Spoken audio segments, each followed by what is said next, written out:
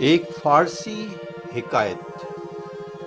ابو سعید ابو الخیر سے کسی نے کہا، کیا کمال کا انسان ہوگا وہ جو ہوا میں اڑ سکے؟ ابو سعید نے جواب دیا، یہ کون سی بڑی بات ہے، یہ کام تو مکھی بھی کر سکتی ہے، اور اگر کوئی شخص پانی پر چل سکے، اس کے بارے میں آپ کا فرمانا تھا، یہ بھی کوئی خاص بات نہیں ہے، کیونکہ لکڑی کا ٹکڑا بھی سطح آب پر تیر سکتا ہے۔ تو پھر آپ کے خیال میں کمال کیا ہے؟